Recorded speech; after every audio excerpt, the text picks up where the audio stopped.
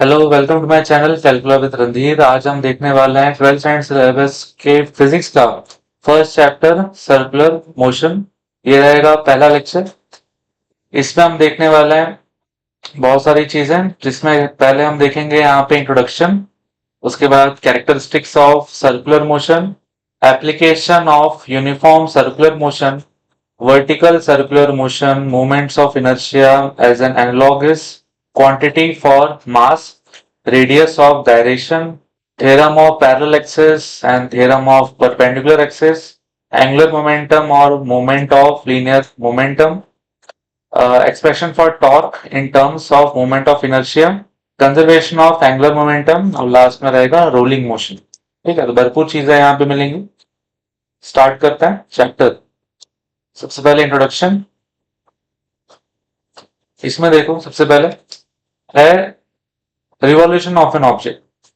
अभी circular motion में अगर हम बात करें तो ये दो इंपॉर्टेंट चीजें होती हैं। एक तो होगा रिवॉल्यूशन और दूसरा होगा रोटेशन। ठीक है, रिवॉल्यूशन क्या होता है, चीज पता भी होगी कि ऐसा मोशन ऑब्जेक्ट जो कि किसी पॉइंट के अराउंड हो। ठीक है, किसी पॉइंट के अराउंड हो, स्पेशली अराउंड अनदर ऑब्जेक्ट और अ सेंटर ऑफ मास। जैसे कि यहाँ पे आप देखो इस वाली इमेज में, तो ये वाली इमेज में आपको एक सेंटर ऑफ मास ऐसे बोल सकते हैं, एक पॉइंट है ना। और इसके आजू बाजू ये मून ऑर्बिट करता है या इसके आजू बाजू ये घूमता है, तो वो रिवॉल्यूशन है। मतलब कोई फिक्स पॉइंट के आजू बाजू घूमना इज नथिंग बट रिवॉल्यूशन। उसके बाद रोटेशन की बात करें तो अगर कोई ऑब्जेक्ट अपने खुद के एक्सिस के अबाउट रोटेशन दिखाएगा, ठीक है, जैसे कि यहाँ पे आपको ये इमेज से समझ में आएगा कि एक तो ये जो मून है वो अर्थ के आजू बाजू घूमता है, तो मैं बोल सकता हूँ मून यहाँ रिवॉल्यूशन कर रहा है। वैसे अर्थ भी आजू बाजू घूमता है किसके, सन के, वो भी एक रिवॉल्यूशन हुआ। बट यहाँ पे अर्थ सन के आजू बाजू घूमने के साथ साथ खुद में भी घूमता है, जिसको हम रोटेशन बोलेंगे। खुद में कैसे घूमेगा, आप यहाँ पे डॉटेड लाइन में देखोगे, ये एक्सिस है और इस एक्सिस एक इमेजिनरी लाइन है जो कि सेंटर ऑफ मास से पास होती है। और इसके आजू बाजू मतलब रोटेशन जब होगा तो जो भी पार्टिकल्स होंगे इस अर्थ के ऊपर, ये इस एक्सिस के आजू बाजू घूम रहे होंगे, है ना। जनरली सिंपल से मिलता है, एक ऑब्जेक्ट खुद में ही घूम रहा है अगर, तो वो रोटेशन है। तो उसकी यहाँ डेफिनेशन हो गई, रिवॉल्यूशन और रोटेशन, बेसिक चीजें पता होनी चाहिए। नेक्स्ट है characteristics of circular motion. Circular motion के क्या क्या कैरेक्टरिस्टिक्स हैं, क्या क्या इनका नेचर है, वो आप यहाँ पे देखोगे। तो सबसे पहले सर्कुलर मोशन क्या होता है वो देख लो। तो सर्कुलर मोशन में the motion of an object along a circular path is known as circular motion. एक ऐसा मोशन यानी कि ऐसा एक मोमेंट जो कि कहाँ हो, अलोंग सर्कुलर पाथ। जैसे कि यहाँ पे आप देख रहे हो, तो एक धागे पे स्टोन बना हुआ और गोल गोल घुमाया जा रहा है। ठीक है, तो ये मूवमेंट तो कर रहे हैं, दैट मीन्स मोशन है, मोशन में है। और उसका जो रास्ता है वो कैसा है, एक सर्कुलर रास्ता है। इसलिए ऐसे मोशन को हम क्या बोलेंगे, सर्कुलर मोशन बोलेंगे। इसके बाद कैरेक्टरिस्टिक्स में पहला पॉइंट है यहाँ पे कि ये एक एक्सेलरेटेड मोशन होता है। ठीक है, ये एक एक्सेलरेटेड मोशन होता है। ये चीज थोड़ा ध्यान से देखो, एक्सेलरेटेड मोशन क्यों बोल रहे हैं। So even if the speed is constant, the direction of velocity changes continuously। ठीक है, अब देखो एक्सेलरेटेड मोशन मतलब कि इस वाले मोशन में एक्सेलरेशन होगा। ठीक है, एक्सेलरेशन यहाँ पे मिलेगा आपको। बट अगर मैं एक मैं अगर यूनिफॉर्म सर्कुलर मोशन भी अगर लेता हूं, ठीक है, सर्कुलर मोशन की नहीं, अगर मैं यूनिफॉर्म सर्कुलर मोशन भी लूंगा, फिर भी आप यही बोल सकते हो कि एक्सेलरेटेड मोशन। वैसे तो देखा जाए यूनिफॉर्म का मतलब होता है कांस्टेंट, मतलब वहां पे स्पीड क्या होगा, कांस्टेंट होगा। तो बट स्पीड ही कांस्टेंट होगा, वेलोसिटी यहाँ पे सेम नहीं रहेगा। ठीक है, अगर मैं सिंपल सी बात है एक्सेलरेटेड मोशन बोल रहा हूं, दैट मीन्स एक्सेलरेशन है। एक्सेलरेशन तब होता है जब वेलोसिटी चेंज होती है, तब एक्सेलरेशन होता है।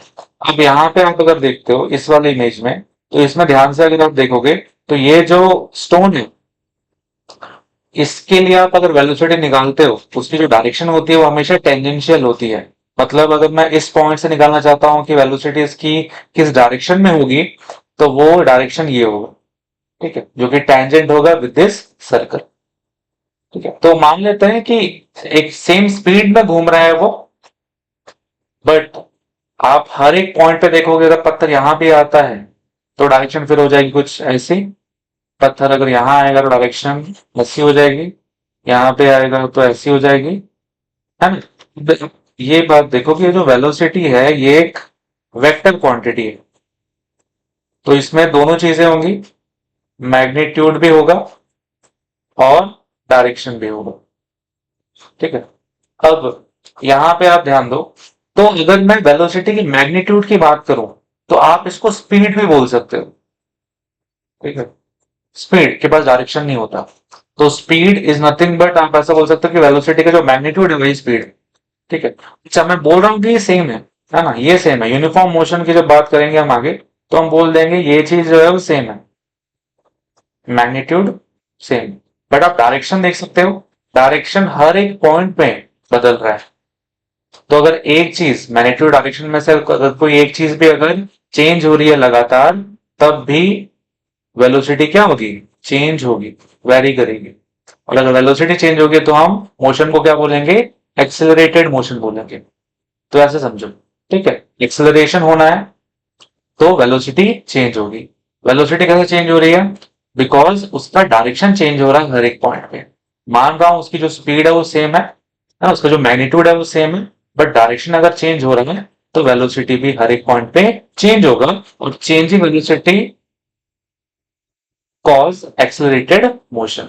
ठीक है, तो ये पहला नेचर याद रखना, बहुत इंपॉर्टेंट था ये। उसके बाद नेक्स्ट है पेरियोडिक मोशन।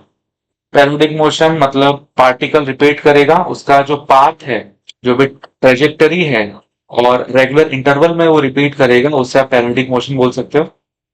मतलब सेम रास्ते में वो बार बार आएगा, और उसका मूवमेंट जो है वो एक पैटर्न में होगा, एक रेगुलर टाइम इंटरवल में होगा, है ना। बेस्ट एग्जांपल मैं अर्थ की बात करूं तो अर्थ सन के अबाउट घूमता है, और पूरा एक चक्कर काटने में कितना टाइम लगता है, लगभग 365 days and 6 hours, 6 घंटे और लगता है। तो ये हर बार इतना लग रहा है, पूरा चक्कर काटने में इतना ही टाइम लग रहा है, तो मैं उस मोशन को भी क्या बोल सकता हूँ, पेरियोडिक, बिकॉज रास्ता भी सेम है उसका आजू बाजू घूमने का, और जो टाइम लग रहा है वो भी सेम है। ठीक है, therefore the circular motion is also periodic in nature. तो हम सर्कुलर मोशन की जो बात करेंगे, मोस्टली जो सर्कुलर मोशन है वो पेरियोडिक ही मिलेंगे आपको। ठीक है, पेरियोडिक, चाहे वो फैन का मूवमेंट हो एक कांस्टेंट स्पीड में, प्लैनेट का मूवमेंट हो, अगर मैं इससे घुमा रहा हूँ, ठीक है, और एक ही स्पीड में घुमा रहा हूँ तो ये भी एक पेरियोडिक मोशन हो जाएगा। तो रिलेटेड कंसेप्ट है ये सर्कुलर मोशन के साथ। अगर थोड़ा और बेटरली बोले तो यूनिफॉर्म सर्कुलर मोशन के साथ जो है कि एक पेरियोडिक नेचर हमेशा जुड़ा हुआ रहता है। नेक्स्ट है काइनेमेटिक्स ऑफ सर्कुलर मोशन। हम सर्कुलर मोशन में क्या क्या चीजें यूज करेंगे, हाँ, जैसे आपने काइनेमेटिकल इक्वेशन देखा था, तो काइनेमेटिकल इक्वेशन को हमने जनरली रेक्टिलिनियर मोशन के लिए रखा था, सीधे स्ट्रेट मोशन के लिए हमने ये सब पढ़ा था। First kinematic equation, second kinematic equation, third kinematic equation. First है v equal to u plus a t, फिर है s equal to u t plus half a t square, फिर v square equal to you square plus two a s. अभी linear motion के लिए, but हम यहाँ circular motion में क्या देखेंगे, हम एक यहाँ पे रोटेशनल मोशन देखने वाला है ना। एक्चुअल में चैप्टर का नाम तो ये रोटेशनल डायनामिक्स। ठीक है, तो सेम ही चीज हम देख रहे हैं, ऐसा कुछ नहीं है। तो रोटेशनल मोशन, इसमें क्या होगा, आपने यही जो इक्वेशन देखी, ये इक्वेशन को ही हमने थोड़ा सा ट्रांसफॉर्म कर दिया। यहाँ जो v है, v है फाइनल वेलोसिटी, यहाँ पे ओमेगा है, ओमेगा क्या होता है, एंगुलर वेलोसिटी, और उसके लिए ये फाइनल एंगुलर वेलोसिटी होगी।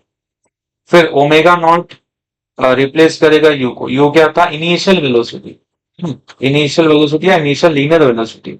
वैसे ही ओमेगा नॉट है इनिशियल वेलोसिटी, बट कौन सी वाली है, एंगुलर वाली, क्योंकि एक एंगल में जब रोटेट करेगा, रिवॉल्व करेगा, तो एक एंगल के साथ जो वेलोसिटी आती है उसको हम एंगुलर वेलोसिटी बोलते हैं। तो ये फाइनल एंगुलर वेलोसिटी हो गई, ये इनिशियल एंगुलर वेलोसिटी हो गई। फिर ये अल्फा जो है ये जगह लेगा ए की, ए है क्या, एक्सेलरेशन, अल्फा इस केस में क्या है, एंगुलर एक्सेलरेशन, सिंपल सी बात।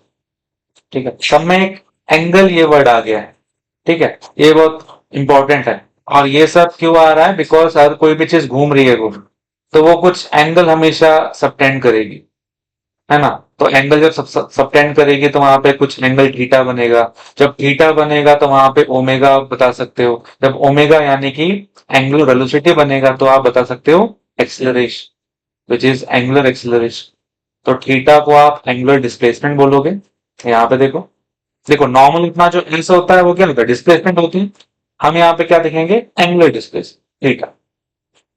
फिर हमने भाई सब यू है ओमेगा नॉट, फिर t as it is plus half as it is, एक ही जगह पे क्या आ गया, अल्फा आ गया, T square as it is. फिर last equation V square equal to you square plus two S, तो वी के जगह पे वही ओमेगा स्क्वायर, फिर ओमेगा नॉट का स्क्वायर प्लस टू अल्फा, और एस की जगह पे क्या आएगा, ठीक। तो आपको अगर ये काइनेमेटिक इक्वेशन याद है तो आप इसको भी बना सकते हो फटाफट से, ठीक है।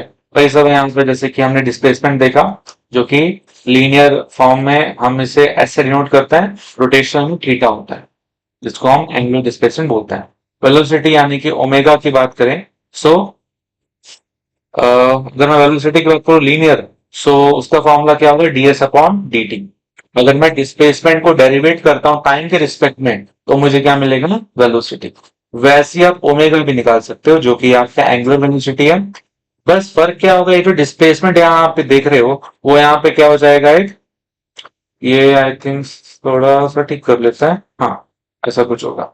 जो आपका जो डिस्प्लेसमेंट है, ये यहाँ पे एंगुलर डिस्प्लेसमेंट बन जाएगा, जैसे कि हमारा पहले भी हुआ था, एस जो था वो थीटा बन गया था, है ना।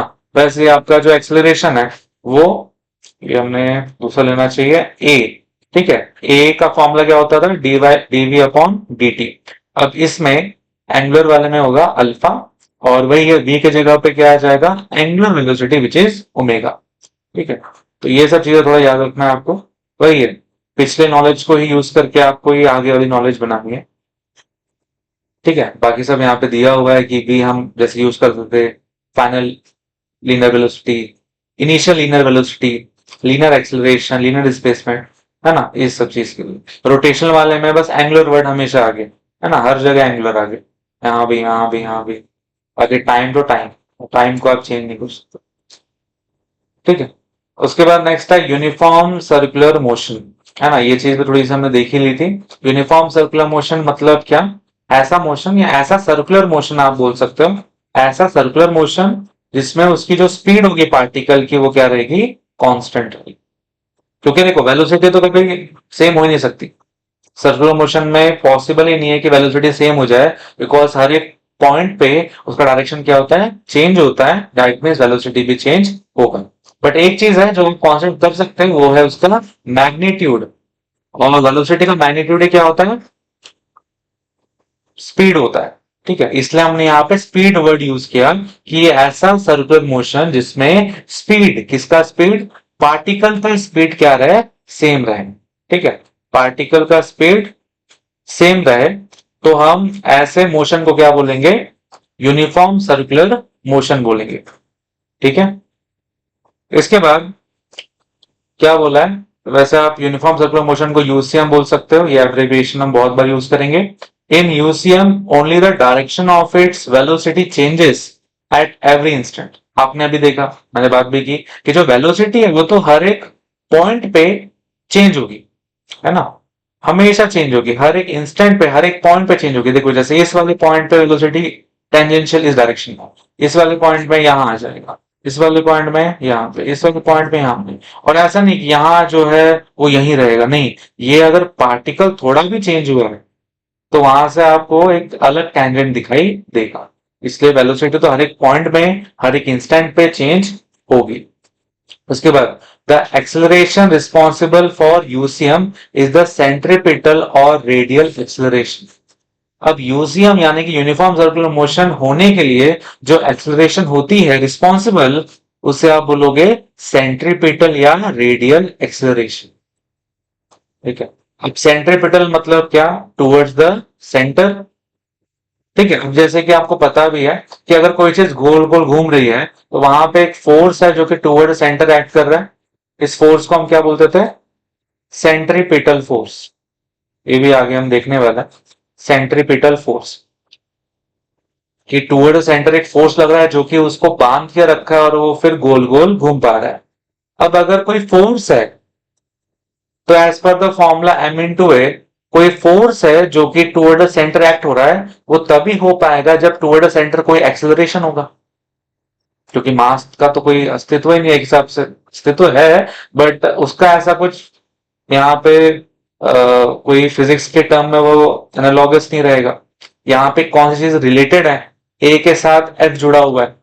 अगर एक्सेलरेशन टुवर्ड सेंटर है तभी आपका एक फोर्स है जिसको हम बोलते हैं सेंट्रीपिटल फोर्स, वो भी क्या रहेगा, टुवर्ड द सेंटर रहेगा। अब ऐसे वाले एक्सेलरेशन को हम नाम क्या देंगे जो कि टुवर्ड सेंटर होगा, सेंट्रीपिटल एक्सेलरेशन। ये ऐसा भी एक नाम है यहाँ पे रेडियल एक्सेलरेशन, बिकॉज इसका जो डायरेक्शन है वो अलोंग द रेडियस है। सर्कल का जो रेडियस होता है उसके दिशा में ही आपको हमेशा ये एक्सेलरेशन डायरेक्शन मिलेगी। सो रेडियल एक्सेलरेशन भी इसका नाम है। ये फॉर्मूला हमने डेराइव भी किया था पहले, ऐसा कुछ है, a r stand for radial acceleration is equal to minus omega square r. ठीक है, ओमेगा यहाँ पे क्या है, एंगुलर वेलोसिटी, आर यहाँ पे क्या है, आर वेक्टर है वैसे यहाँ पे, ठीक है, आर वेक्टर।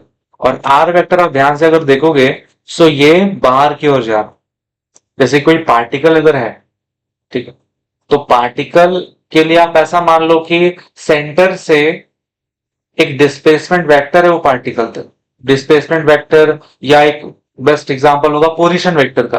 पोजीशन वेक्टर क्या होता है, कोई भी पार्टिकल है तो जैसे कि एक ग्राफ में देखें तो फ्रॉम द ओरिजिन उसका जो पोजीशन बता दे, इस वेक्टर को आप क्या बोलोगे, पोजीशन वेक्टर।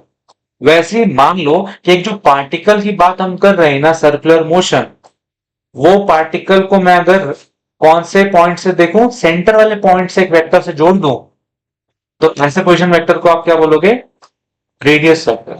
ठीक है, रेडियस वेक्टर। अब यहां पे ये रेडियस वेक्टर हो गया। अब यहाँ पे निगेटिव साइन क्या शो कर रहा है, नेगेटिव साइन क्या शो कर रहा है, आपका एक्सेलरेशन वाला जो है, हमने इस एक्सेलरेशन में क्या बोला है, सेंट्रीपिटल एक्सेलरेशन। सेंट्रीपिटल एक्सेलरेशन कहां लग रहा है, टुवर्ड्स द सेंटर। और रेडियस वाला जो वेक्टर है वो कहां की ओर लग रहा है, बाहर की ओर। तो दोनों का डायरेक्शन क्या है, अपोजिट है, इसलिए माइनस साइन यहाँ पे।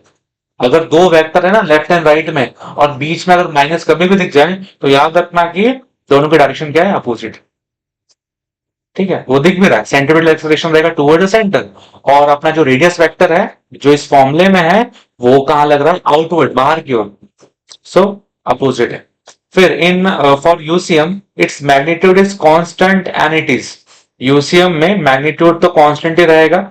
ठीक है, एक्सेलरेशन का कौन से वाले, रेडियल एक्सेलरेशन का मैग्नीट्यूड सेम रहेगा, डायरेक्शन इसका भी चेंज होता है। ऐसे हमने वेलोसिटी की बात की थी कि जो वेलोसिटी है हर एक पॉइंट पे उसका, अगर मैं यूसीएम में बात कर रहा हूं तो हर एक पॉइंट में उसका जो स्पीड है या उसका जो मैग्नीट्यूड है वो क्या है, सेम है। डायरेक्शन क्या होता है, चेंज होता है। सेम रेडियल एक्सेलरेशन का भी काम होता है कि इन अ यूसीएम आपका रेडियल एक्सेलरेशन का मैग्नीट्यूड सेम रहेगा और डायरेक्शन इसका भी चेंज होता है। तो डायरेक्शन क्या होता है, जिस डायरेक्शन में आपका वेलोसिटी उस डायरेक्शन, हमने डायरेक्शन ऑफ वेलोसिटी क्या देखा हमेशा, टेंजेंशियल, उसके ऊपर ही पैरेलली ये मूव करता है। जैसे देखो अगर ये आपका वेलोसिटी वाला वेक्टर का डायरेक्शन है तो सेम डायरेक्शन में आपको अपना एक्सेलरेशन का भी जो है डायरेक्शन दिखाई देगा। तो ये डायरेक्शन इसका भी चेंज हो रहा है, इसलिए हमने यहाँ पे बस क्या बोला कि मैग्नीट्यूड इज कॉन्स्टेंट। ठीक है, उसके बाद अगर मैग्नीट्यूड कांस्टेंट है, अगर मैं बस मैग्नीट्यूड मैग्नीट्यूड खेलूं तो मैं अगर यहाँ पे वेक्टर वाला साइन हटा दूं अगर, तो ये माइनस भी अपने आप क्या हो जाएगा, हट जाएगा, क्योंकि वेक्टर थे, अपोजिट थे, तो निगेटिव साइन डाला था। अगर मैं वेक्टर वाला साइन हटाता हूं और ये अभी बात हो रही बस मैग्नीट्यूड के बारे में, तो मैग्नीट्यूड में निगेटिव चीज थोड़ी होती है, मैग्नीट्यूड कभी निगेटिव नहीं होता। आप मास देख लो, मैग्नीट्यूड वाली चीज है, मास कभी निगेटिव नहीं हो सकता। फोर्स निगेटिव हो रहा है, क्यों हो रहा है, कुछ डायरेक्शन का खेल हो रहा होगा, डायरेक्शन कुछ अपोजिट हो रहा होगा। बट आप बोलो 5 न्यूटन का जो फोर्स लगा रहा हूं वो निगेटिव में हो सकता है, नहीं हो सकता। अगर मैं डायरेक्शन की बात ना करूं तो मैग्नीट्यूड कभी भी निगेटिव नहीं होगा, इसलिए निगेटिव साइन हमने यहां से हटा दी। अच्छा, तो ये फॉर्मूला हो गया अपना ओमेगा स्क्वायर आर ऊपर से ही। फिर एक चीज और हमने यहाँ पे पढ़ी हुई है, V equal to omega r, याद है, ये 11th में था। कि ये एक रिलेशन है between the linear velocity and angular velocity, v equal to omega r. हम अगर इसे वेक्टर फॉर्म में लिखें, so it will be v vector is equal to omega vector cross r vector, cross product. ठीक है, बाकी हम अगर मैग्नीट्यूड की बात करें तो ये इनफ। सो आप यहाँ पे क्या कर सकते हो, आप यहाँ पे कुछ ऐसा ओमेगा अगर क्रिएट कर दो, so you can replace it with by V. So देखो यहाँ पे ओमेगा स्क्वायर आर है, मैं देख रहा हूं कि अगर मैं यहां भी स्क्वायर क्रिएट कर दूं और दोनों का होल स्क्वायर हो जाएगा, तो अंदर में कहीं ना कहीं वी पुट कर सकता हूं। उसके लिए मैं क्या करूंगा, आर से मल्टीप्लाई और आर से डिवाइड, तो ये क्या बन जाएगा, omega square r into r will be r square upon r. वापस से काट मत देना, वहीं आ जाओगे, ऐसे लोग में मत घुस जाना, कोई स्टेप किया और वापस से काट के वहीं आ जाओ, तो ऐसा नहीं करना। अब देखो यहाँ पे भी स्क्वायर है और यहाँ भी स्क्वायर है, सो हम बोल सकते हैं ओमेगा और आर का पूरे का स्क्वायर, नीचे क्या रहेगा आर। अब यहाँ पे आप देखो, सो ओमेगा आर मतलब क्या होता है, वी होता है, सो इसके जगह पे क्या पुट कर सकते हैं v, so v square upon r. तो ये वाला आपको फॉर्मूला मिल जाएगा, वी स्क्वायर अपॉन आर। ठीक है, फिर यहां तक कैसे आ सकते हैं, ये फॉर्मूला भी आप बना सकते हैं। कैसे बना सकते हैं इसे, ठीक है, यहाँ पे आप वही काम कर लो कि आप v के जगह पे ओमेगा आर अगर पुट करते हो, सो स्क्वायर होके एट द एंड तो ये आ जाएगा, बट हम कोई और मैनिपुलेशन यहाँ पे अगर देखें, सो ऐसा कुछ हो सकता है कि v is equal to omega r, यही फॉर्मूले से होगा। ठीक है, अब मुझे क्या करना है, मुझे यहाँ पे v स्क्वायर अपॉन आर को मैं बोल सकता हूँ v into v upon are. ठीक है, ये बोल सकता हूं। अब मैं क्या करूंगा, एक वी को नहीं बट दूसरे वाले वी को मैं क्या लिख दूंगा, ओमेगा आर, और नीचे एक आर है, सो आर आर कैंसिल, क्या बचा वी ओमेगा। देखो फॉर्मूला आ गया, ए इक्वल टू वी ओमेगा। ठीक है, सो याद रखना है कि एक चीज याद रखो, बाकी आप यही वाले फॉर्मूले, यही वाले एक्सप्रेशन से, ये वाले इक्वेशन से आप कुछ और काम कर सकते हो, कुछ और यहाँ पे एक्सप्रेशन निकाल सकते हो। इसके बाद it is always directed towards the centre of the circular motion. ये तो हमने बात भी की कि सेंटर की तरफ ही जा रहा है आपका एक्सेलरेशन, इसलिए नाम पड़ रहा है इसका सेंट्रीपिटल एक्सेलरेशन। और माइनस आर आप देख ही रहे हो, तो माइनस ऑफ आर वेक्टर यहाँ पे ये रिप्रेजेंट कर रहा है, जैसे आर वेक्टर जा रहा है बाहर की ओर, सो ये वेक्टर जाएगा अंदर की ओर टुवर्ड सेंटर। एग्जाम्पल आप जैसे ले सकते हो, एक फैन जो है रोटेट कर रहा है एक यूनिफॉर्म स्पीड में, तो वो क्या कर रहे हैं, यूसीएम कर रहे हैं। तो यूसीएम पे ये है कि आपको बस स्पीड सेम रखनी है, चाहे वो आपकी गाड़ी हो, उसके जो व्हील्स हैं, अगर आप कॉन्स्टेंटली 60 के स्पीड में चला रहे हो और एक फ्लैट रोड है, सो आप यूसीएम कर रहे हो, आपके गाड़ी के व्हील्स यूसीएम कर रहे हो। अगर मैं फैन 3 नंबर पे चला के छोड़ दूं, तो वो उसके जो ब्लेड्स हैं वो भी क्या कर रहे हैं, यूसीएम कर रहा है। ठीक है, उसके बाद नेक्स्ट है non uniform circular motion. Non uniform circular motion में उसका उल्टा मिलेगा हमें, क्या मिलेगा कि ऐसा सर्कुलर मोशन जहां पे स्पीड वेरी करे। हमने क्या बोला था यूसीएम में कि स्पीड कांस्टेंट रहेगी, बट यहाँ पे स्पीड क्या हो रही है, चेंज हो रही है, इट वेरीज। तब आप बोल दोगे हाँ नॉन यूनिफॉर्म सर्कुलर मोशन है ये। फिर वही सब चीजें, वेलोसिटी जो टेंजेंशियल होगी यहाँ पे, बिल्कुल होगी, क्यों नहीं होगी, हमेशा होती है। सर्कुलर मोशन आ गया तो हमेशा ये चीज तो याद रखना, चाहे वो यूसीएम हो या नॉन यूसीएम हो, हमेशा वेलोसिटी टेंजेंशियल तो होनी है। फिर magnitude of velocity is not constant. अब यहाँ पे ये चीज है, हमने जब यूसीएम की बात की थी, यूनिफॉर्म सर्कुलर मोशन की बात की थी, तो वहां पे हमने क्या बोला था कि जो मैग्नीट्यूड ऑफ वेलोसिटी है वो क्या है, कांस्टेंट है, मतलब जो स्पीड है वो कांस्टेंट है। अब मैं बोल रहा हूं कि स्पीड वेरी कर रहा है, और स्पीड मतलब ये क्या होता है, मैग्नीट्यूड ऑफ वेलोसिटी, मतलब ये भी क्या होगा, वेरी करेगा, चेंज होगा, और कांस्टेंट नहीं रहेगा। ठीक है, फिर the acceleration is directed along or opposite to the velocity, and hence it is always tangential, and the acceleration is called tangential acceleration, AT। ठीक है, अब यहां पे बात करो तो यहाँ पे क्या है, यहाँ पे आपका एक है टेंजेंशियल एक्सेलरेशन। ठीक है, ये चीज थोड़ा सा करेक्ट कर लेते हैं, हमने जो बात की थी पहले, ये जो है इसमें कंफ्यूजन नहीं होना चाहिए, हमने इसकी जो बात की थी, ये एक्सेलरेशन रहता था टुवर्ड्स द सेंटर, नाम दिया था इसको हमने सेंट्रीपिटल एक्सेलरेशन, रेडियल एक्सेलरेशन, दोनों नाम थे इसके। अब अगर मैं ये जो वेलोसिटी आप देख रहे हो टेंजेंशियल, जो आप लीनियर वेलोसिटी बोलते हो, अगर इसके अबाउट ही कोई अगर एक्सेलरेशन है तो उसे आप क्या बोलोगे? Tangential acceleration. ठीक है, सेंट्रीपिटल या रेडियल आया टुवर्ड्स द सेंटर वाला है, और अगर टेंजेंशियल एक्सेलरेशन पूछा तो ये वो एक्सेलरेशन है जो कि टेंजेंशियल होगा। जैसे आपको पता चला टेंजेंशियल है तो उसके ऊपर जो ओवरलैप कर रहा होगा वो यही एक्सेलरेशन होगा। ठीक है, सो वो बात हमने यहाँ पे बोली। एटी से हम डिनोट करेंगे, सेंट्रीपिटल या रेडियल को हम ए आर या एसी से डिनोट करते थे, इसको हम एटी से करेंगे। फिर as magnitude of tangential velocity v vector is changing during a non uniform circular motion, the corresponding angular velocity omega is also changing at every instant. ठीक है, बिकॉज यहाँ पे जो टेंजेंशियल वेलोसिटी है वो चेंज हो रही है। जैसे आपने देखा था कि ओमेगा इज इक्वल टू क्या था? ओमेगा इज इक्वल टू,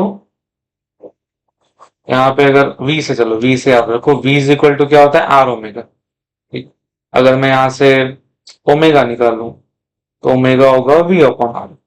तो स्टिल आप देख रहे हो यहाँ पे कि ओमेगा और v तो रिलेटेड है। अगर ये v चेंज हो रहा है ना, v अगर चेंज हो रहा है तो ओमेगा भी क्या होगा? चेंज होगा। तो सिंपल से एक्सप्रेशन से हमें दिख रहा है। फिर this is due to the angular acceleration, और ऐसा हो भी क्यों रहा है? बिकॉज एक टर्म है एंगुलर एक्सेलरेशन। अब ये क्या, ये अलग है। रेडियल सेंट्रीपिटल एक था, टेंजेंशियल मैंने अभी बताया, एंगुलर एक्सेलरेशन एक अलग कंसेप्ट है। ये किसके डायरेक्शन के अबाउट होगा? इसके डायरेक्शन के साथ हो सकता है या अपोजिट भी हो सकता है। ठीक है, पहले आप इसकी बात कर लो, एंगुलर वेलोसिटी की। ये इसकी डायरेक्शन क्या होती है? हमेशा जो प्लेन है, जिस प्लेन के अबाउट कोई चीज घूम रही है, उससे ये परपेंडिकुलर होगा। ठीक है, उससे परपेंडिकुलर होगा, डिपेंडिंग अपॉन वो क्लॉकवाइज है एंटी क्लॉकवाइज है, ऊपर और नीचे आपको दिखाई देगा आपका ओमेगा। तो हमेशा सेंटर से ऊपर या सेंटर से नीचे की ओर ओमेगा का डायरेक्शन मिलेगा।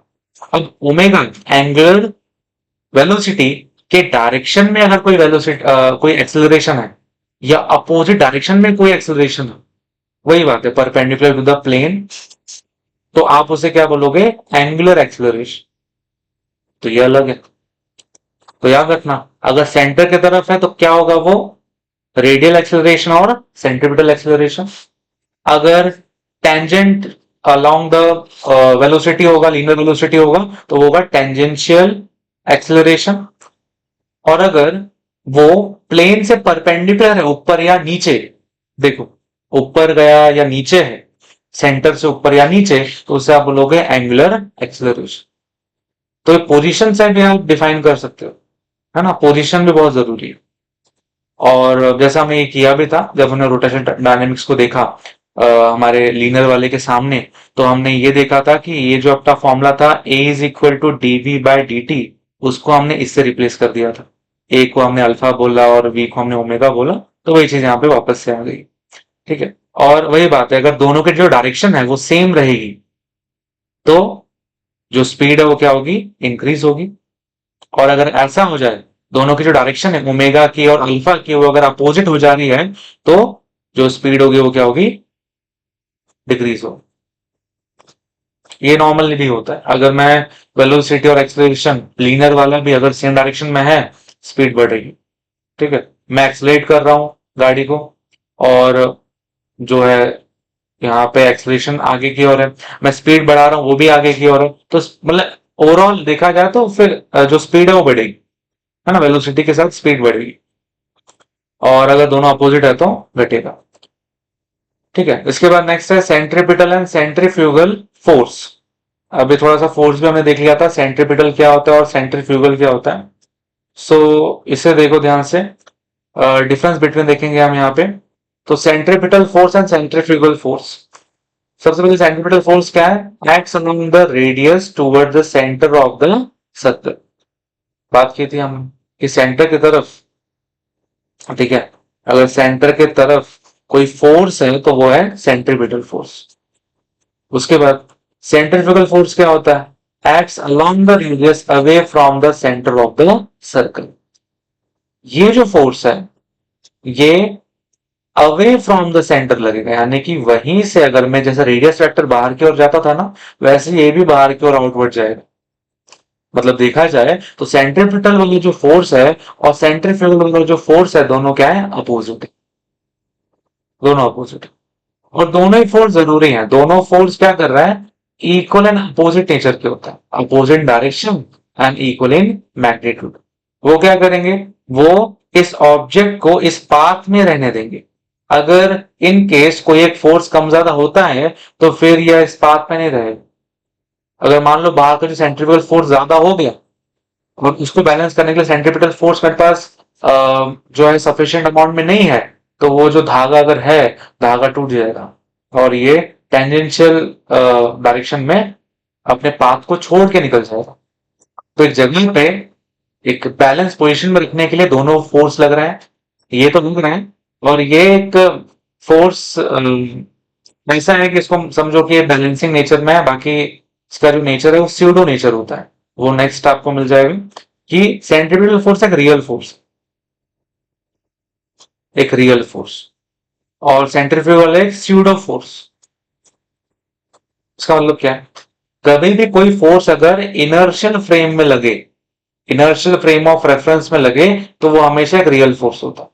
अब ये क्या है, इनर्शियल फ्रेम ऑफ रेफरेंस क्या है, अगर जो भी पार्टिकल की बात आप कर रहे हो वो जहां पे है, जैसे मान लो कोई कुछ पैसेंजर्स हैं और वो एक जगह पे एक गाड़ी में खड़े हैं, गाड़ी भी रुकी हुई है और उस गाड़ी का कोई भी एक्सेलरेशन नहीं, रुकी है तो कोई वेलोसिटी नहीं है, एक्सेलरेशन भी नहीं होगा। या एक कांस्टेंट स्पीड से मूव करे तब भी कोई एक्सेलरेशन नहीं होगा। तो एक्सेलरेशन ना, अगर एक्सेलरेशन नहीं है मतलब कौन सा फ्रेम है, इनर्शियल फ्रेम। ये फ्रेम इनर्शियल है। अब इसके अंदर देखो ऑलरेडी गाड़ी मूव हो रही है और ये लोग अंदर कुछ भी कर सकते हैं, नाचे गाए बैट बॉल खेल, ठीक है। तो अंदर जो भी फोर्स लग रहा होगा वो सबके सब होंगे रियल फोर्स, बिकॉज जिस सवारी पे सवार है वो एक्सेलरेशन नहीं कर। और अगर ऐसा हो जाए कि जिस ऑब्जेक्ट की बात कर रहे हैं वो ऑलरेडी कुछ एक्सेलरेशन कर रहा है या एक एक्सेलरेटेड प्लेन में है, तो उसको ही आप बोलोगे नॉन इनर्शियल फ्रेम। जैसे कि आप इसकी बात करो, ऑब्जेक्ट की बात कर लो। अब ये जो ऑब्जेक्ट है गोल गोल घूम रहा है, हमने पहले ही पढ़ा था, फर्स्ट कैरेक्टरिस्टिक्स था वो कि सर्कुलर मोशन में ऑब्जेक्ट एक्सेलरेशन करता है। हमने एक्सेलरेटेड मोशन वाला टर्म पढ़ा था ना। सर्कुलर मोशन है, यूजियम हो नॉन यूजियम हो, हमेशा एक्सेलरेशन करेगा because the velocity is continuously changing. इसलिए एक्सेलरेशन यहां पे रहेगा और एक्सेलरेशन हो रहा है, फिर इसके ऊपर एक फोर्स लग रहा है साथ में, और इसको हमने जो बाहर की ओर लगाया है, तब जाके आप इसको क्या बोलोगे, एक एक स्यूडो फोर्स। मतलब एक नकली फोर्स, एक्चुअल में ऐसा कोई फोर्स दिखाई नहीं देगा, बट हमें बैलेंस करने के लिए उसे लिखना पड़ता है, ठीक है। तो दोनों बस सेंट्रीपिटल को बैलेंस करने के लिए सेंट्रीफ्यूगल की जोड़ी चाहिए अपनी। उसके बाद फोर्थ है, in vector form it is expressed as f equal to m we square upon r. मतलब एक्चुअल में तो ऐसे ही फॉर्मूला होता है, f is equal to m we square upon r. ये फॉर्मूला है सेंट्रीपिटल फोर्स का। अब अगर मैं इसे वेक्टर फॉर्म में करता हूं तो यहां पे एक मुझे यूनिट वेक्टर लाना चाहिए जो कि डायरेक्शन बताएगा। आर नॉट वेक्टर लेट से इसे बोल देता है। आर नॉट वेक्टर क्या है, ये एक ऐसा यूनिट वेक्टर है, यहाँ पे सिंबल दे दो थोड़ा सा प्रॉपर लगेगा, ऐसा यूनिट क्या क्या, ठीक है। सो आर नॉट एक यूनिट वेक्टर है, यानी कि इसका मैग्नीट्यूड 1 है और इसकी जो डायरेक्शन है वो क्या रहेगी, टुवर्ड्स द रेडियस। या जो रेडियस वेक्टर की जो डायरेक्शन होती थी ना, कैसी, ऐसी, ये डायरेक्शन में आपका आर नॉट वेक्टर रहेगा। तो आर नॉट वेक्टर लगा दिया। अब एक और चीज ऑब्जर्व करना कि जो सेंट्रीपिटल फोर्स है कहां लगेगा, ये टुवर्ड्स द सेंटर। और ये जो वेक्टर है यूनिट वेक्टर, ये है अपोजिट डायरेक्शन में, तो डेफिनेटली यहाँ पे क्या होना चाहिए, माइनस साइन तो होना ही चाहिए। तो माइनस साइन लग रहा है तो ध्यान देना क्यों लग रहा है, ठीक है। और अगर मैं सेंट्रीफ्यूगल की बात करूं तो सेम फोर्स है, मैंने बताया था आपको कि मैग्नीट्यूड सेंट्रीफ्यूगल का भी सेम रहेगा। जितना सेंट्रीपिटल लग रहा है उतना सेंट्रीफ्यूगल लग रहा है, तो इसलिए अगर मुझे सेंट्रीफ्यूगल में निकालना है तो मुझे सेम फॉर्मूला ही चाहिए होगा, mv² अपॉन r, बस unit vector r naught vector. बस फर्क इतना है कि सेंट्रीफ्यूगल कहां लग रहा है, बाहर की ओर, और अपना आर वेक्टर भी है बाहर की ओर, आर नॉट वेक्टर भी है बाहर की ओर, दोनों की डायरेक्शन क्या है, सेम है, इसलिए यहाँ पे क्या है, प्लस साइन। ये तो माइनस होता जैसे पहले था, अपोजिट डायरेक्शन था सेंट्रीपिटल और आर नॉट का, सो माइनस था। यहाँ पे सेंट्रीफ्यूगल और आर नॉट का सेम सेम डायरेक्शन है, सो ये क्या है, पॉजिटिव आपको फोर्स यहाँ पे मिलेगी वेक्टर फॉर्म। तो ये डिफरेंस बिटवीन आपको पता होना चाहिए सेंट्रीपिटल और सेंट्रीफ्यूगल का, जरूरी है। कुछ क्वेश्चन देख लेते हैं यहाँ पे। पहला है the vector relation between linear vector, linear velocity v vector and angular velocity omega and radius, मतलब v ओमेगा और r में जो रिलेशन है इनमें से कौन सा वाला सही है, a या b, कौन सा वाला सही है, a वाला सही है। याद रखना यहां अगर डॉट प्रोडक्ट होता तो हमें फर्क नहीं पड़ता, क्योंकि डॉट प्रोडक्ट क्या होता है, कम्यूटेटिव होता है। अगर मैं ये चीज बता दूं, अगर मैं a vector dot b vector बोलूं या b vector dot a vector बोलूं, तो जो डॉट प्रोडक्ट है दोनों ही क्या रहेंगे, सेम रहेंगे, तो दोनों ही सेम। उल्टा लिखना वैलिड है, कोई दिक्कत नहीं। बट अगर बात आती वेक्टर का क्रॉस प्रोडक्ट लेने का, ये और ये दोनों सेम नहीं। एक का मतलब होगा कि परपेंडिकुलरली ऊपर की ओर जा रहा है आपका रिजल्टेंट वेक्टर, दूसरे का मतलब होगा नीचे की ओर जा रहा है, तो जब डायरेक्शन चेंज हो जाएगी तो इसलिए दोनों क्या है, सेम नहीं। इसलिए याद रखना है कौन सा दोनों, ये सीक्वेंस में होना चाहिए आपका क्रॉस वाला याद, कि v equal to omega cross r. और अगर आप इसको मैग्नीट्यूड के फॉर्म में करोगे तो क्या हो जाएगा, ओमेगा आर साइन थीटा, पता है। जैसे कि डॉट प्रोडक्ट में अगर मैं ए डॉट बी निकालूं बस मैग्नीट्यूड, तो क्या आएगा, ए बी कॉस थीटा। वैसे ही ओमेगा क्रॉस आर आ जाएगा आपका ओमेगा आर साइन थीटा, मतलब अगर क्रॉस है तो sine of the angle between them, और अगर डॉट है तो cos of the angle between them. ठीक है। उसके बाद नेक्स्ट है the angular speed of the second hand of a watch is, तो second hand of the watch की एंगुलर स्पीड क्या होगी, एंगुलर स्पीड एंगुलर वेलोसिटी ही है एक हिसाब से, क्योंकि हमें यहाँ पे मैग्नीट्यूड की बात करनी है, तो इसलिए डायरेक्शन के बारे में चिंता नहीं कर रहे हैं हम, तो angular speed angular velocity same ही मान के चलोगे। अगर मैं बात करूं तो फॉर्मूला क्या होगा ओमेगा का, थीटा अपॉन टी। अच्छा, अगर मैं स्पीड निकालना चाहता हूं तो एक एक खुद से मुझे स्पेशल केस लेना चाहिए। जैसे कि मैं मान लेता हूं कि घड़ी का जो सेकंड वाला जो निडल है ये पूरा घूम के वापस अपनी जगह पे आ गया, मतलब पूरा एक चक्कर उसने घूम लिया, तो एंगल कितना बनेगा 360, रेडियंस में कितना होगा 2 पाई। ठीक है। और कितना टाइम लगा, एक टोटल पूरे के पूरे आ, जो भी है रिवॉल्यूशन बोलो इस पार्टिकल के लिए या जो भी है इसके लिए तो रोटेशन ही, बाकी बताओ कितना होगा सेकेंड्स में, 60 सेकेंड्स, बिकॉज 60 सेकेंड ही लगते हैं सेकंड वाले सुई को पूरा एक चक्कर काटने में, जब वो 1 मिनट बना देता। बस हो गया, 2 1 2 और यहाँ पे आएगा 30, सो पाई अपॉन 30, यूनिट क्या होगी, ऊपर है थीटा यानी कि रेडियन में था ये, और नीचे है टाइम जो रहेगा सेकेंड, सो पाई अपॉन 30 रेडियन पर सेकेंड। तो यहाँ पे हमने खुद से एक रेफरेंस ले लिया कि पूरा चक्कर काट के देख लेता है, उस हिसाब से हमने एंगल के हिसाब से टाइम पुट किया और हमने निकाल लिया कि क्या होगा उसका स्पीड, एंगुलर स्पीड। ये बताओ मुझे, the force is directed along the radius away from the centre of a circle, इसका क्या हो जाएगा, अवे फ्रॉम द सेंटर यानी कि सेंट्रीफ्यूगल। अगर टूवर्ड सेंटर होता तो क्या होता, सेंट्रीफ्यूगल, है ना। ये सब चीजें बहुत ध्यान देनी होती। फिर ये न्यूमेरिकल आप देख लो, आसान सा है कि एक रोटेटिंग फैन 90 आरपीएम 90 रिवॉल्यूशन पर मिनट, मतलब 1 मिनट में 90 बार वो घूमेगा, इसका ही मतलब है पर मिनट 1 मिनट में 90 टाइम्स रिवॉल्यूशन करेगा, ऐसा कुछ हो रहा है। And it is then switched off, फिर हमने उसे बंद किया। It stops after 21 revolution, switch बंद करने के बाद भी एक इनर्शिया तो लगेगा, ऐसा तो नहीं है कि तुरंत बंद हो जाएगा फैन। धीरे धीरे वो क्या होगा, स्लो डाउन होगा, और स्लो डाउन होते होते फिर बंद होगा। अब ये स्लो डाउन होने में भी उसने कितने सेकंड काट लिए, 21। सो आपको कैलकुलेट करना है time taken by it to stop assuming that the frictional torque is constant ना, ये सब चीज तो एक्स्ट्रा है, तो हमें तो पता भी नहीं फिलहाल फ्रिक्शनल टॉर्क होता है, और इग्नोर कर दिया या कांस्टेंट कर दिया तो और अच्छी बात है। ठीक है, तो ये एक ऐसा ये सब अगर नहीं चाहिए, अज्यूम कर दिया किसी को कांस्टेंट, या किसी को नेग्लिजिबल कर दिया, किसी को जीरो कर दिया, तो टेंशन नहीं लेना, अच्छा है, हमें कम कैलकुलेशन करनी पड़ेगी और क्या पता उन्हें पड़ी भी ना हो। ठीक है, इसलिए बेटर है। कैसे करेंगे इसे सॉल्व, देखो ध्यान से। सो आपको टाइम इंटरवल कैलकुलेट करना है, और उसके लिए हम कुछ ऐसा कर सकते हैं कि पहले हम एंगल निकाल लें कि स्विच बंद करने के बाद जो 21 रिवॉल्यूशन उस फैन के ब्लेड्स ने कर दिए, एक्चुअल में कितना एंगल बनाया होगा, बिकॉज एक बार पूरा घूमेगा तो कितना बनेगा, 2 पाई बनेगा।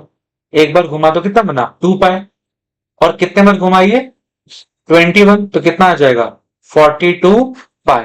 टोटल इतना एंगल बन जाएगा रेडियन में फैन के ब्लेड्स के द्वारा आफ्टर द स्विच ऑफ।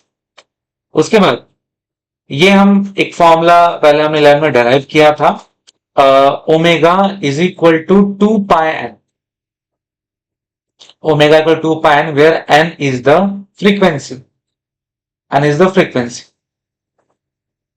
और जनरली आरपीएम भी फ्रीक्वेंसी ही है।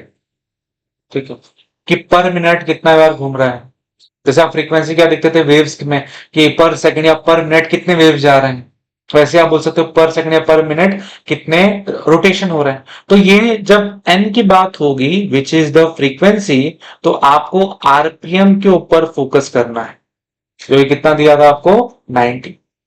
अब ऑलरेडी मैंने एक चीज थीटा वाली चीज मैंने जो है कि ये ऐसे कुछ लिया, और कल को मैं जब टाइम में निकालना चाहूंगा तो सेकंड एक बेटर ऑप्शन होता है, बिकॉज सेकंड्स में कैलकुलेट करना अच्छा होगा, मिनट में पॉइंट में आएगा। क्योंकि आप खुद एक सोचो, रियलिस्टिक चीज है, अगर आप घंटे में कैलकुलेट कर रहे हो कि बंद होने के बाद कितना टाइम लगेगा एक फैन को, घंटे में बताओ, तो कितना छोटी वैल्यू नहीं आ जाएगी, खुद सोचो। घंटा या आर एक एक बड़ी यूनिट है इस चीज के लिए, तो मतलब समझ में ना आए तो मैं दिमाग लगाने वाली बात कर रहा हूँ, अगर समझ में ना आए तो सेकंड ही रखो, ऐसा ही ना रखो। सो ये जो फ्रीक्वेंसी हमें पता है आरपीएम में, ये पर मिनट में पता है आपको, रिवॉल्यूशन पर मिनट, इसको आप सेकंड में कर लो। सो 90 रिवॉल्यूशन पर मिनट, पर कितना मिनट, 1 मिनट। बस करना क्या है, कुछ मिनट को क्या करना है, सेकंड में करना है। सो 90 रिवॉल्यूशन अपॉन मिनट को सेकंड करेंगे तो 1 मिनट में कितना सेकंड होता है, 60 सेकंड, 32 जा 33 जा। ठीक है, और यहां पे ये जो फ्रैक्शन है एन वाली वैल्यू जो है वो 3/2 आ रही है, साथ में 2 पाई भी था, सो 2 कैंसिल, क्या बचा बस 3 पाई, ऊपर था। एक हिसाब से बोल सकते हो इसको, देखो थोड़ा सा बोल भी आप ऐसे सकते हो कि ये चीज ठीक है फ्रीक्वेंसी है, आप इसको रेडियन पर सेकंड में भी बोल सकते हो, बिकॉज अगर जितने बार वो घूम रहा है उतना वो क्या है, डिस्प्लेसमेंट ही बता रहा है ना, जितने बार घूमेगा डिस्प्लेसमेंट बताएगा, डिस्प्लेसमेंट होता है एंगुलर फॉर्म में विच इज रेडियन पर सेकंड।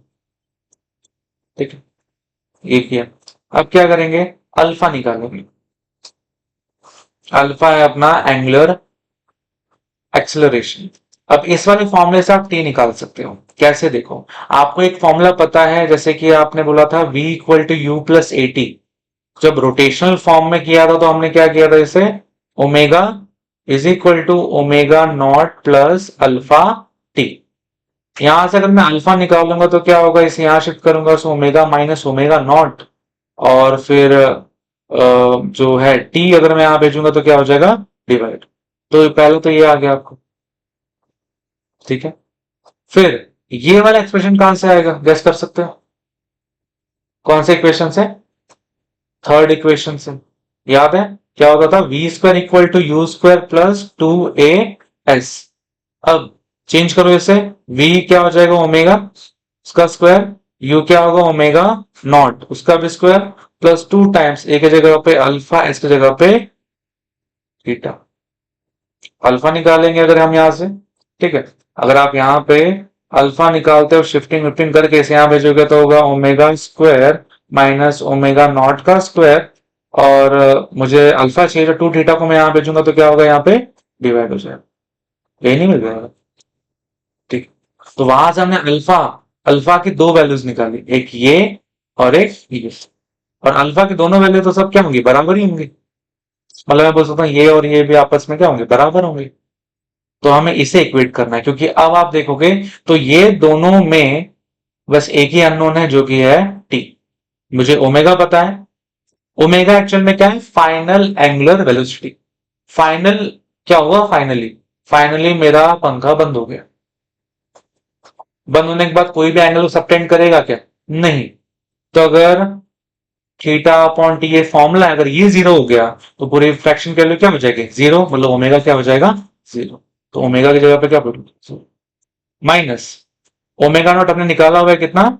3 पाई अपॉन में यहाँ पे क्या है? T is equal to omega वापस से जीरो स्क्वायर माइनस यहाँ पे 3 पाई का स्क्वायर, और यहाँ पे थीटा के लिए हमने निकाला हुआ था थीटा विच इज 42 पाई, ठीक है, और 2 भी है साथ में तो मल्टीप्लाई।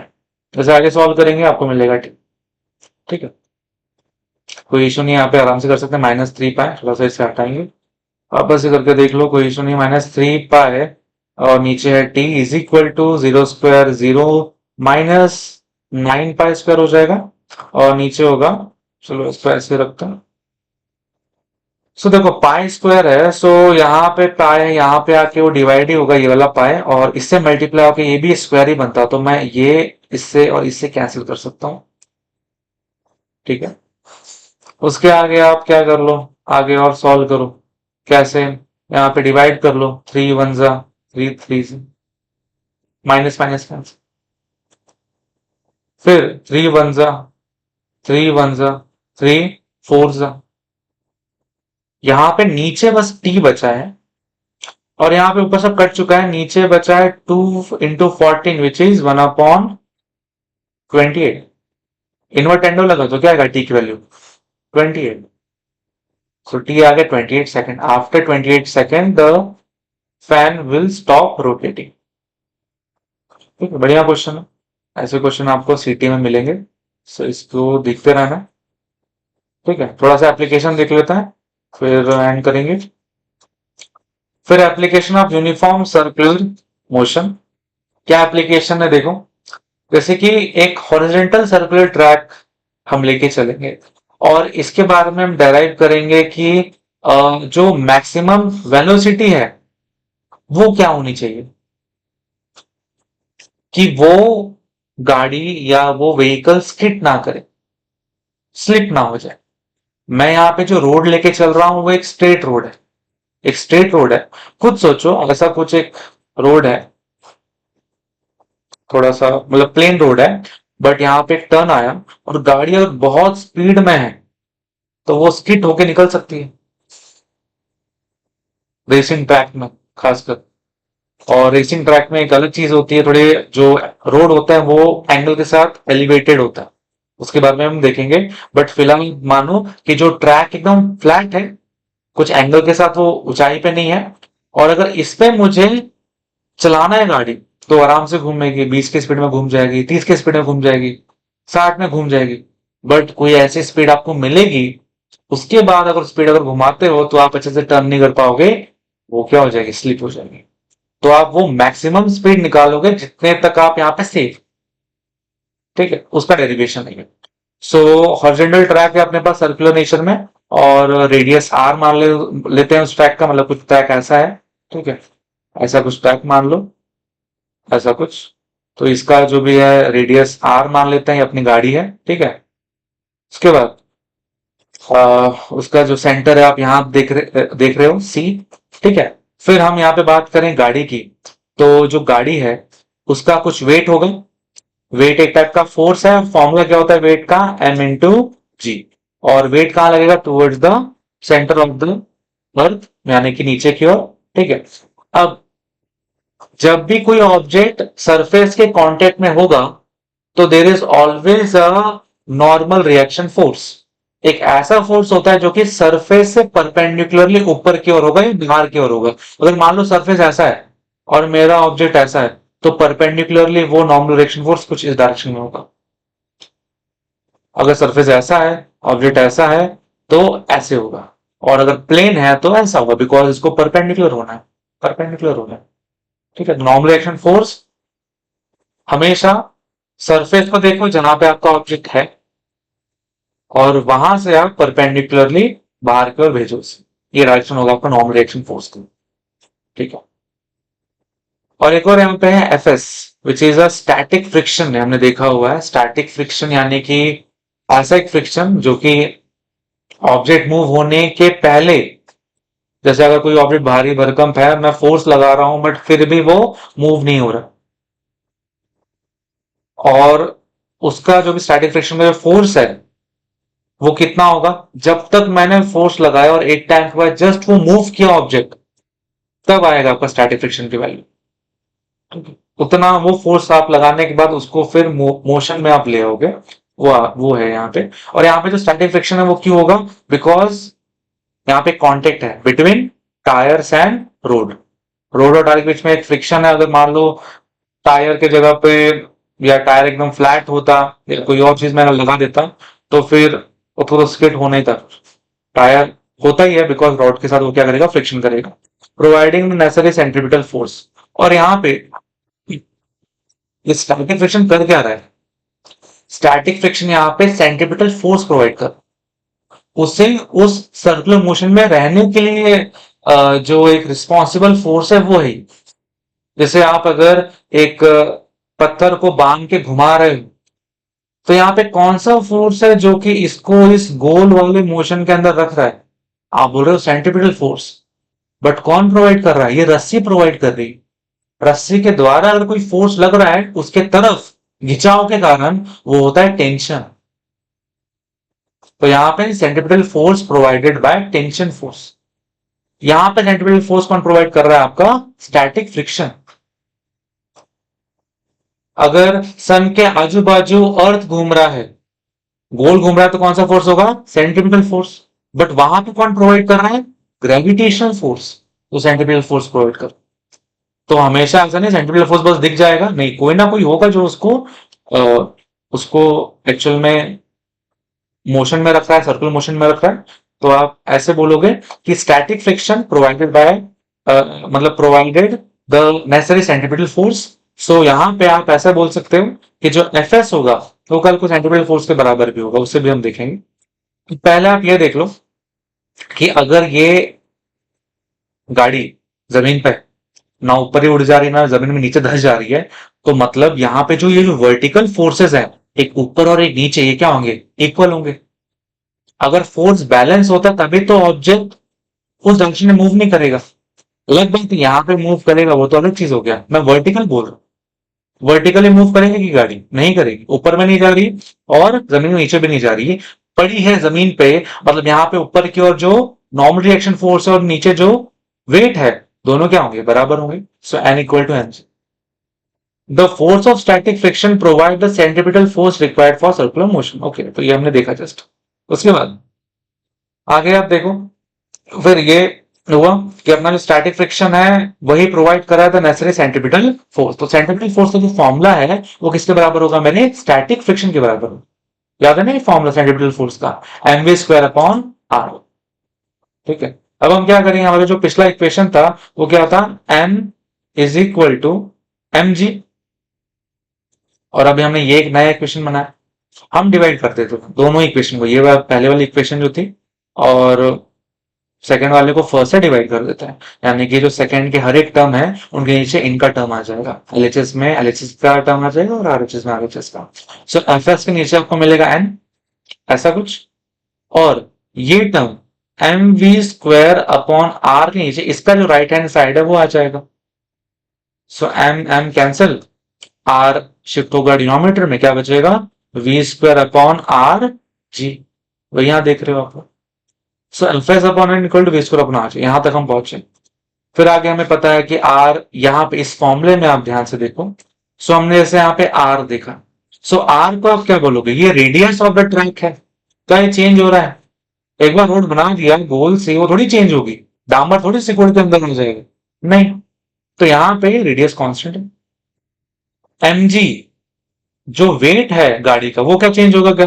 घूमते घूमते कम हो गया और उड़ गई गाड़ी, नहीं होगा ऐसा, ये भी कांस्टेंट है। और एमजी कांस्टेंट है तो एमजी को बैलेंस कर रहा है नॉर्मल रिएक्शन फोर्स, वो भी क्या होगा, कांस्टेंट होगा। मतलब देखो एन कांस्टेंट है आपका, यहाँ पे और क्या कांस्टेंट है, आर कांस्टेंट है। देखो एक ही जगह पे भर्ती में ही हो तो जी भी बोल सकते हो कांस्टेंट है, ठीक है। बस क्या बच रहा है यहाँ पे, वी बच रहा है और एफ एस बच रहा है। वी अभी डिपेंड करता है, ड्राइवर जो है वो गाड़ी की स्पीड बढ़ा रहा है कम कर रहा है, उसके हाथ में है। सो अगर यहाँ पे अभी आप देखो वी और एफ एस आमने सामने आ चुके हैं, डायरेक्ट प्रोपोर्शन है यहाँ पे, अगर मैं वी बढ़ाता हूं तो एफ एस भी क्या होगा, बढ़ेगा। अगर मैं स्पीड बढ़ाऊंगा तो जो फोर्स ऑफ स्टैटिक फ्रिक्शन जो उसको अंदर बांध के रख रहा है वो भी क्या होगा, बढ़ेगा। ज्यादा टायर रगड़ेंगे कि स्किड ना हो, धीरे धीरे चलाएंगे बस गई गाड़ी, कोई इशू नहीं। अगर आप तेज करते हो तो आप देखोगे हैंडल पे बहुत लोड आएगा गोल लेग टर्न करने के लिए, क्योंकि फ्रिक्शन और बढ़ चुका है जब आपने वेलोसिटी को बढ़ाया। तो ये चीज यहां से आपको समझ में आएगा क्यों बढ़ा, इस एक्सप्रेशन समझ में आएगा। At the maximum possible speed without skidding the frictional force reaches it's limiting value. एक समय बाद अगर मैं बात करूं कि एक मैक्सिमम पॉसिबल स्पीड की बात करूं, मान लो कि जितनी उसकी स्पीड हो सकती है मैक्सिमम, बिना स्पीड, बिना स्किडिंग के, बिना स्लिप हुए, मान लो उतने स्पीड पे वो आ गया, 100 120 जो भी स्पीड पे उसकी गाड़ी स्लिप ना हो उतने स्पीड पे वो आ गया, तो अब क्या होगा? अब आप ये जो देख रहे हो ना, एफ एस अपॉन एम, ये चीज मैक्सिमम हो गई बिकॉज आपका जो न्यूमरेटर है ये मैक्सिमम हो जाएगा। क्यों मैक्सिमम हुआ? क्यों? बिकॉज मैंने मेरा जो वेलोसिटी उस पर मैक्सिमम किया, क्योंकि देखो दोनों आमने सामने थे, ये बढ़ाने पे ये बढ़ेगा और ये मैक्सिमम होने पे ये भी मैक्सिमम होगा। तो यहाँ पे मैक्स लिख दिया, यहाँ मैक्स लिख दिया, यहाँ पे आरजी है। ये बीच में क्या आ गया, ये म्यू एस, ये है coefficient of static friction. Coefficient of static friction क्या हमने ये पढ़ा था? हमने ये पढ़ा था कि जो एफ एस होता है इट इज लेस देन और equal to N mu S. आपका जो स्टैटिक फ्रिक्शन होता है वो हमेशा इस चीज से छोटा या इक्वल रहेगा, छोटा या इक्वल रहेगा। मतलब इसकी जो मैक्सिमम वैल्यू है वो क्या होगी, वो यही होगी ना। देखो वो इस वैल्यू से, मान लो मेरी जो वैल्यू है ये 100 से छोटी है या इक्वल, मतलब 80 हो सकती है, 70 हो सकती है, 40 हो सकती है, बट इनमें सबसे बड़ी वैल्यू कौन सी है, 100 ही रहेगी ना। वैसे ही इसका जो मैक्सिमम वैल्यू है वो क्या होगा, यही होगा। मैं यहां मैक्स लगा दूं, यहां मैक्स लगा दूं, और फिर एन को यहां भेजूंगा तो क्या होगा, एफ एस अपॉन एन, और यहां पे बचेगा म्यू एस। मतलब ये मैक्सिमम अगर हो जाए तो इस वैल्यू को आप म्यू एस के बराबर बोल सकते हो। तो वही तो हमने कर दिया, म्यू एस डाल के बीच इज इक्वल टू दिस। अब आप इनको इक्वेट करोगे और यहाँ पे आप वी मैक्स निकालोगे, जैसे कि आरजी वहां भेजा तो क्या हो गया, मल्टीप्लाई हो गया, और फिर स्क्वायर यहां भेजा तो क्या हो गया, रूट लग गया। ये आ गया आपका एक्सप्रेशन वेलोसिटी मैक्सिमम का, म्यू एस आर जी, जहां पे आपका मैक्सिमम वेलोसिटी डिपेंड किस पे करता है, स्टैटिक फ्रिक्शन के कोएफिशिएंट पे। ये आपका टायर बताएगा, ये रोड बताएगा क्या वहां पे स्टैटिक फ्रिक्शन का कोएफिशिएंट है। आर ट्रैक का रेडियस कितना है, अगर बड़ा रेडियस है तो टर्न कम एंगल से होगा, स्पीड आप बढ़ा सकते हो। अगर बहुत शार्प टर्न है, मतलब रेडियस कम होगा ना, फिर तो रेडियस से भी जुड़ा हुआ है ये, और जी से भी जुड़ा हुआ कि भाई धरती पे चला रहे हो गाड़ी या चांद पे चला रहे हो, ठीक। तो ये चीज बहुत जरूरी है, ठीक है। तो ये एक्सप्रेशन है for the maximum safe speed of a vehicle on a horizontal unbanked road. Unbanked मतलब रोड ऐसा होता है, बट अगर मैं रेसिंग ट्रैक की बात करूं तो वो थोड़ा सा इंक्लाइंड होता है, F1 रेसिंग जहां पे होती है। तो ये ट्रैक को आप बैंक्ड ट्रैक बोलोगे, बैंक्ड। इसका बैंक बना हुआ ऐसा नहीं है, बैंक ट्रैक मतलब कुछ एंगल के साथ एलिवेटेड है ट्रैक, रोड। बट यहां पे हमने क्या बात की, हॉरिजॉन्टल रोड था, नो बैंकिंग मतलब अनबैंक्ड रोड। ठीक है, ये चीज, ये एक्सप्रेशन डेरिवेशन में काम आएगा बोर्ड्स में, और ये फॉर्मूला काम आएगा, ये एक्सप्रेशंस काम आएंगे सीटी। ठीक है, तो ध्यान देना। लास्ट टॉपिक रहेगा अपने लेक्चर का, वॉल ऑफ डेथ। इंटरेस्टिंग है, वॉल ऑफ डेथ या वेल ऑफ डेथ भी बोलते हैं इसे, मौत का कुआं। ठीक है, वेल ऑफ डेथ भी इसे आप बोल दोगे। इसमें थोड़ा सा ही छोटा सा एक्सप्रेशन है, खत्म कर लेंगे फटाफट, देख लो। So forces acting on the vehicle, पहले आप फोर्सेज निकालो भाई, ये व्हीकल में कौन कौन से फोर्स लग रहा है। अगर मान लो ये आपका मौत का कुआं है और ये गाड़ी है जो गोल गोल घूम रही है, पहले नीचे थे अब तेज होके, अब ये इतनी तेज हो चुकी है कि ये दीवार के ऊपर चल रही है, कार दीवार के ऊपर चल रही है। तो क्या क्या हो रहा होगा, क्या क्या फोर्स बनेंगे देखो। एक तो धरती नीचे की ओर खींच रही है उसको, ब्रेक मारे और गिर जाएगा। ठीक है, तो लगातार एक वेट वाला, उसका कुछ ना कुछ वेट है, तो वेट वाला जो फोर्स है वो नीचे की ओर लग रहा है, विच इज mg। ठीक है, अब मैंने क्या बोला था, जो नॉर्मल रिएक्शन फोर्स होता है वो क्या होता है, हमेशा सरफेस से परपेंडिकुलर होता है। सरफेस ये है, पहले ऐसा था तो हमने ऐसा लिया था, अब वर्टिकल सरफेस है तो यहां की ओर परपेंडिकुलर आपका नॉर्मल रिएक्शन फोर्स। और क्या मेरी गाड़ी गोल गोल घूम रही है और क्या, मतलब क्या गिर जाएगी वो? नहीं गिरेगी, बिकॉज वहां पे इसको बैलेंस करने के लिए एक और फोर्स है, वो रहेगा आपका स्टैटिक फ्रिक्शन। ये मैंने यहां पे क्यों रखा, बिकॉज कोई और फोर्स बचा ही नहीं ना मेरे पास, मेरे पास बस एक ही फोर्स बच रहा है, कि वो जो रगड़ हो रही है वो टायर और वॉल के बीच में, उसने ही बचा के रखा है मेरी गाड़ी को उस दीवार पे। ये तो गिर गई होती, धरती तो चाह ही नीचे आ जाए। तो एमजी लग रहा था, बट सिर्फ एमजी लगता तो गाड़ी कभी भी गोल गोल नहीं घूम पाती वॉल पे। तो वहां पे कौन सा फोर्स होगा, अपना स्टैटिक फ्रिक्शन फोर्स होगा, जो कि इसको बैलेंस कर रहा है। दोनों की वैल्यू क्या होगी, इक्वल होगी। डायरेक्टली बोल सकते हो M G equal to F S. और ध्यान दो, ये जो फोर्स है, नॉर्मल रिएक्शन फोर्स, कहां की ओर जा रहा है, सेंटर की तरफ जा रहा है। और हम देख रहे हैं आगे तो गोल गोल भी घूम रहा है, मतलब कौन सा फोर्स यहाँ पर होना चाहिए, सेंट्रीपिटल फोर्स। वो कौन प्रोवाइड कर रहा है, नॉर्मल रिएक्शन फोर्स। जिसके कारण वो गोल घूम पा रहा है। तो नॉर्मल रिएक्शन फोर्स अगर सोचो दीवार ही नहीं होती तो गोल घूम पाता, नहीं, दीवार ही नहीं होती तो गोल नहीं घूम पाती, because there is no contact between. अगर वहां पे कोई कॉन्टेक्ट ही नहीं होता दीवार और गाड़ी के बीच में, तो इसकी बात तो काल्पनिक है, बहुत सारे काल्पनिक हो जाते हैं। ठीक है, सो हम यहाँ पे क्या बोल सकते हैं, नॉर्मल रिएक्शन फोर्स है वही प्रोवाइड करेगा सेंट्रीपिटल फोर्स, बिकॉज गोल घूम रहा है। डायरेक्शन भी, डायरेक्शन खुद देख रहे हो, उसको नहीं पता क्या कर रहे हैं, तो कहाँ जा रहा है वो देख लो, सेंटर की तरफ जा रहे हो। तो किसका काम कर रहा है वो, सेंट्रल फोर्स वाला काम कर रहा है। ठीक है, यहां भी आप क्या करोगे, आप यहाँ पे ये चीज देखो, देखो ये चीज हमने मार्क कर ली दोनों इक्वेशन। उसके बाद आपको ये पता, मैंने जस्ट बताया आपको कि static friction is less than equal to mu S N. फिर हमने यहाँ पे एन नीचे भेजा था और फिर उसको less than equal to mu S बोला था, फिर जो मैक्सिमम वैल्यू उसको म्यू एस बोल दिया था, रिप्लेस कर दिया था। तो ये चीज तो याद रखना आप। अब यहाँ पे आप क्या करोगे, एफ एस, हमने जस्ट देखा ऊपर कि जो एफ एस है वही तो एम जी के बराबर। So we can put M G instead of, मतलब in place of F S. फिर एन की जो वैल्यू है, एन की वैल्यू क्या पुट कर सकते हैं, M we square upon R. Okay, put कर दिया। अब यहाँ पे देखो क्या कैंसिल हो सकता है, एम और एम कैंसिल हो सकता है। क्या बचा यहाँ पे, G less than equal to mu S V square upon are.